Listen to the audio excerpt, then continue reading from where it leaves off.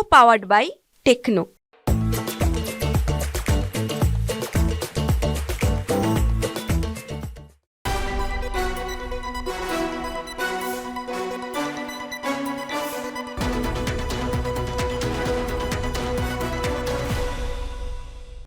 नमस्कार, स्वागत है आपका एक बार फिर से आपके पसंदीदा personal finance bulletin money time में। मैं हूं आपके साथ मीनू शर्मा, लेकर आई हूं आपकी जेब और जिंदगी पर असर डालने वाली पर्सनल फाइनेंस, बिजनेस, कॉर्पोरेट और पॉलिसी से जुड़ी तमाम छोटी बड़ी खबरें। तो चलिए फटाफट शुरू करते हैं इस बुलेटिन में खबरों का सिलसिला।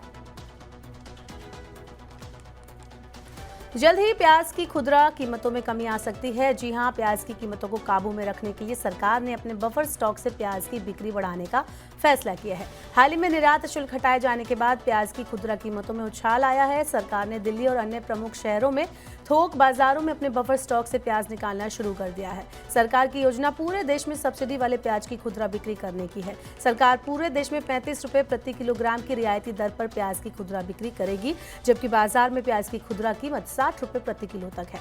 सरकार रियायती दरों पर प्याज उन शहरों में बेचने पर अधिक ध्यान दे रही है जहां कीमतें राष्ट्रीय औसत से ज्यादा हैं।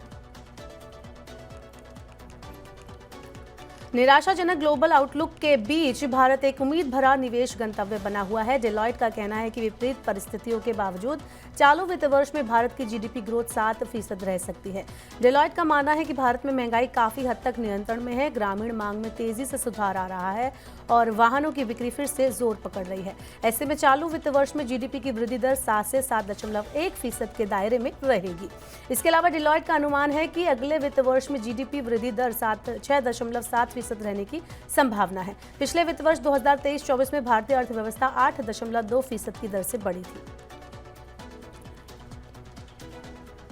Equity, future and option segment में पैसा लगाने वाले प्रत्येक 10 में से 9 लोगों को घाटा हुआ है। सेबी की ताजा रिपोर्ट में कहा गया कि पिछले 3 सालों में 1.1 करोड़ लोगों को 1.8 लाख करोड़ रुपए का नुकसान हुआ है। साल 2022 से 2024 के दौरान एफएनओ सेगमेंट में करीब 93% रिटेल ट्रेडर्स को औसतन 2 लाख रुपए का नुकसान झेलना पड़ा है। 4 लाख ट्रेडर्स ऐसे थे जिन्होंने औसतन 28 लाख रुपए का नुकसान झेला है। सेबी के स्टडी में पता चला है कि केवल 7.2% रिटेल इन्वेस्टर ने ही एफएनओ ट्रेड में मुनाफा कमाया है। इन्फ्लुएंसर्स का दावा है कि ऑप्शन ट्रेडिंग में डेली 1% का रिटर्न आसानी से कमाया जा सकता है, लेकिन सेबी ने अपनी स्टडी में कहा है कि केवल 1% इंडिविजुअल ट्रेडर्स ही 1 लाख से ज्यादा का प्रॉफिट कमाने में सफल रहे। जीएसटी की दरों को युक्ति संगत बनाने पर मंत्री समूह की बैठक 25 सितंबर को होने जा रही है। बैठक में टैक्स स्लैब और दरों में बदलाव पर चर्चा हो सकती है। बिहार के उप मुख्यमंत्री सम्राट चौधरी की अध्यक्षता में 6 सदस्यीय मंत्री समूह की पिछली बैठक 22 अगस्त को हुई थी। वर्तमान में जीएसटी में 5, 12, 18 और 28% के 4 टैक्स स्लैब हैं। आवश्यक वस्तुओं को या तो छूट दी गई है या फिर उन्हें निचले टैक्स स्लैब में रखा गया है।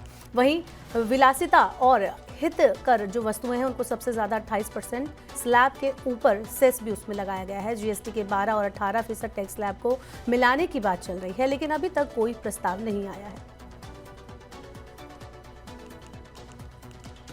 यूपीआई सर्विस पर अगर किसी तरह का लेन देन शुल्क लगाया जाता है तो इसके 75% यूजर्स यूपीआई का इस्तेमाल करना बंद कर देंगे। लोकल सर्कल्स के सर्वे में पता चला है कि 38% यूजर्स अपना 50% भुगतान यूपीआई के जरिए करते हैं। सर्वे कहता है कि सिर्फ 22% यूपीआई यूजर्स ही लेन देन शुल्क का बोझ उठाने को तैयार हैं। वहीं 75% लोगों ने कहा कि अगर लेन देन पर शुल्क लगाया जाता है तो वो यूपीआई का इस्तेमाल करना बंद कर देंगे। ये सर्वे 308 जिलों में 42,000 लोगों के बीच किया गया था। एनपीसीआई ने 2023-24 में सालाना आधार पर यूपीआई लेनदेन की मात्रा में रिकॉर्ड 57% की वृद्धि दर्ज की है। वित्त वर्ष 2023-24 में पहली बार यूपीआई लेनदेन 100 अरब रुपए को पार कर गया। ये 2023-24 में 131 अरब रहा, जबकि 2022-23 में ये 84 अरब था। रिटायरमेंट फंड का प्रबंध करने वाली संस्था ईपीएफओ से इस साल जुलाई में 19.94 लाख सदस्य जुड़े हैं। श्रम मंत्री मनसुख मंडाविया ने बताया कि 10,52,000 नए या पहली बार काम करने वाले लोग कर्मचारी भविष्य निधि संगठन की सामाजिक सुरक्षा योजनाओं से जुड़े हैं। जुलाई में जुड़े 8,77,000 सदस्य 18 से 25 साल की उम्र के हैं। 18 से 25 साल की उम्र के लगभग 6,25,000 लोग पहली बार काम कर रहे हैं या नए सदस्य हैं। करीब 59% नए सदस्य 18 से 25 साल की उम्र के हैं। आंकड़े बताते हैं कि युवाओं को मिलने वाले रोजगार में वृद्धि हुई है। जुलाई में ईपीएफओ से 4,41,000 महिला सदस्य जुड़ी हैं, जिनमें 3,05,000 नई सदस्य हैं। जुलाई के दौरान महिला रोजगार में भी वृद्धि दर्ज की गई है। अगले वित्त वर्ष के बजट की तैयारियां जल्द शुरू होंगी। वित्त मंत्रालय अक्टूबर से दूसरे सप्ताह से वित्त वर्ष 2025-26 के लिए आम बजट तैयार करने की कवायद शुरू करेगा। भारतीय अर्थव्यवस्था ने लगातार 4 वित्त वर्षों में 7% या ज्यादा की वृद्धि दर्ज की है। अगले वित्त वर्ष का बजट वृद्धि की गति और तेज करने के सुधारों और रोजगार सृजन और व्यवस्था में मांग को बढ़ाने के उपायों पर केंद्रित होगा। बजट पूर्व बैठकों का आयोजन अक्टूबर के दूसरे सप्ताह में शुरू होगा। ये नरेंद्र मोदी सरकार के तीसरे कार्यकाल का दूसरा बजट होगा और वित्त मंत्री निर्मला सीतारमण के लिए लगातार 8वां बजट होगा, जो भारतीय राजनीति में एक दुर्लभ उपलब्धि है। वित्त वर्ष 2025-26 के बजट अनुमानों को बजट पूर्व बैठकों को पूरा होने के बाद अस्थायी रूप से अंतिम रूप दिया जाएगा। अनिल अंबानी के रिलायंस समूह ने हाल ही के वर्षों में अपनी प्रमुख फर्मों को दिवाला कार्रवाई में नीलामी होते और कर्ज में डूबते हुए देखा है, लेकिन समूह ने पिछले सप्ताह ऐसी घोषणाएं की हैं जिन्हें निवेशक बदलाव के संकेत मान रहे हैं। समूह ने 18 सितंबर से 20 सितंबर तक 3 दिनों में घोषणा की है कि वो लंबी अवधि के फंड जुटाने की योजनाओं को लागू करेगा। इससे समूह की वित्तीय स्थिति मजबूत हो सकती है। रिलायंस इंफ्रास्ट्रक्चर के बोर्ड ने तरजीही निर्गम और QIP के जरिए 6,000 करोड़ रुपए तक के फंड जुटाने को मंजूरी दी है। दूसरी ओर रिलायंस पावर का बोर्ड कई तरीकों से फंड जुटाने पर विचार कर रहा है। जिस गति से अनिल अंबानी ने अपनी कंपनियों के कर्ज को चुकाने के लिए कदम उठाया है और अपनी कंपनियों के भविष्य के विस्तार के लिए फंड जुटाने की योजनाओं की घोषणा की है, उससे निवेशकों को आश्चर्यचकित कर दिया है। राष्ट्रीय उपभोक्ता हेल्पलाइन ने विभिन्न प्रतियोगी परीक्षाओं के छात्रों को कोचिंग रजिस्ट्रेशन फीस के रूप में 1 करोड़ रुपए की वापसी कराई है। यूपीएससी सिविल सेवा और IIT में प्रवेश लेने के इच्छुक छात्र इसमें शामिल हैं।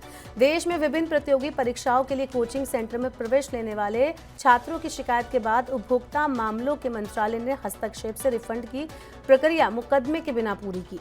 कोचिंग सेंटरों के अनुचित व्यवहार, विशेष रूप से नामांकन शुल्क वापस करने से इनकार करने के संबंध में कई शिकायतें प्राप्त होने के बाद नेशनल कंज्यूमर हेल्पलाइन ने तेजी से इन शिकायतों को हल करने के लिए एक अभियान शुरू किया। NCH को 2023-24 में छात्रों से 16,276 शिकायतें मिली थी।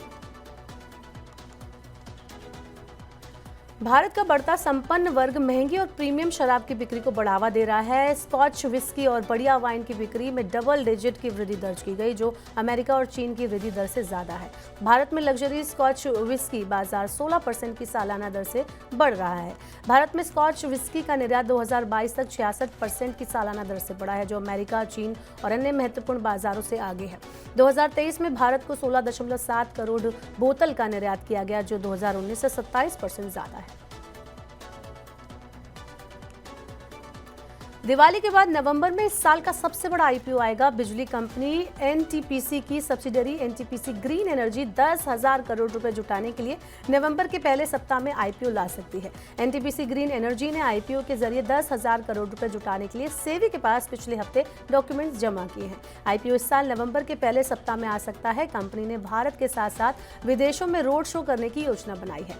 IPO दस्तावेजों के मुताबिक कंपनी का IPO पूरी तरह से नए शेयरों की पेशकश पर आधारित होगा और इसमें कोई भी बिक्री पेशकश शामिल नहीं होगी। NTPC ग्रीन एनर्जी एक महारत्न कंपनी है।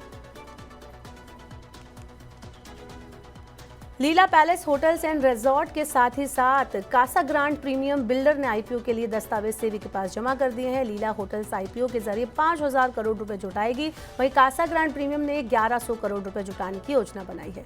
लीला होटल्स के IPO को होटल सेक्टर का सबसे बड़ा IPO माना जा रहा है।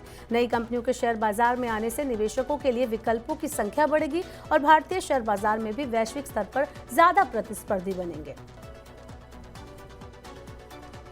तो ये थी मनी टाइम में आज की तमाम बड़ी खबरें। वक्त हो गया आपसे विदा लेने का। अब आपसे होगी कल मुलाकात। पर्सनल फाइनेंस से जुड़ी बाकी खबरों को पढ़ने, सुनने, उनसे जुड़े खास कार्यक्रमों को देखने के लिए आप मनी 9 के YouTube चैनल को जरूर सब्सक्राइब कर लें। साथ ही आज का हमारा मनी टाइम आपको कैसा लगा, नीचे कमेंट बॉक्स में अपना फीडबैक हमें देना ना भूलें। फिलहाल के लिए इस बुलेटिन में इतना ही। बने रहिए मनी 9 के साथ।